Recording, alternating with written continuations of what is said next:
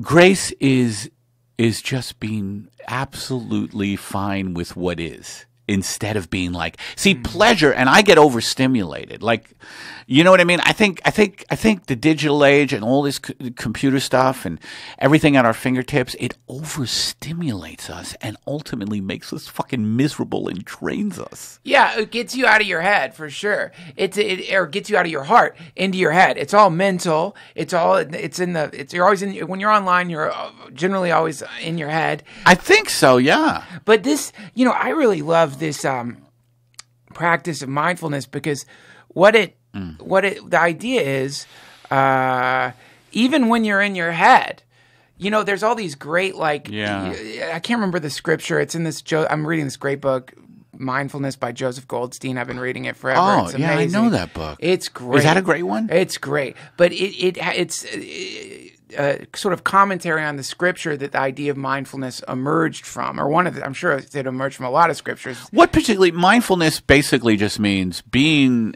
the witness to what you're thinking. Right. And that's always difficult for me too. That is a very difficult thing. It's a basic tenet of mindfulness, but it's always so hard for me to step back from my thoughts, because I believe I am my thoughts. Well, so it's a kind, there's an aspect to it called noting, where instead of trying to step back from your thoughts, which is another trap, oh, really? Well, this is you're enlightening me now, because that's what I do. Because then think about that. When you're stepping back from your thoughts, it's like you're running away from yourself, and there's the implicit judgment that this part of me must be malfunctioning. Now you're sort of okay. So tell me what's to be done. Okay, so I'm glad I came here. Impenetrable. There's different states of mind. There's this kind of noting, and so you would think like. So when you have an impenetrable mind, when you're in a state of, this is not going to get better, I feel so awful and shitty today, it's not getting better. Yeah. The definition of depression is what that is. Impenetrable. So you would think, an absolute, like, I'm stuck for good here. Stuck, yeah. So then you would think, oh, I'm stuck, and that's it.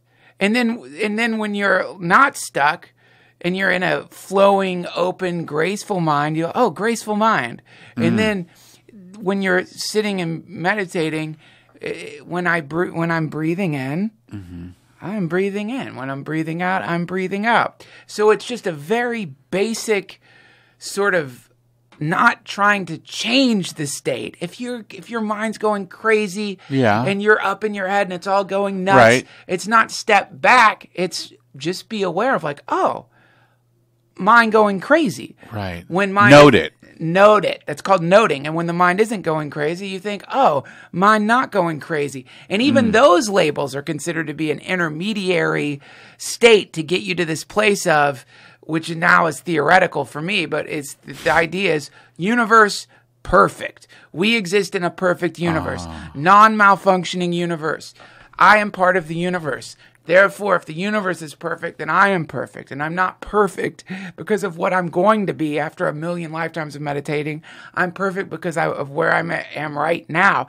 And every single thought that I'm having, or the proliferation of thoughts, is also a part of a perfect universe. And the surrender would be not trying to change those things, but just being like, this is what's happening.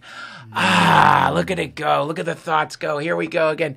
Here it comes. And then somehow from that, just awareness of the thing, it does begin to shift. But it's interesting. Not I think that's the, don't judge, don't resist, don't attach. I think that's don't resist what's going on in your head, and don't judge it.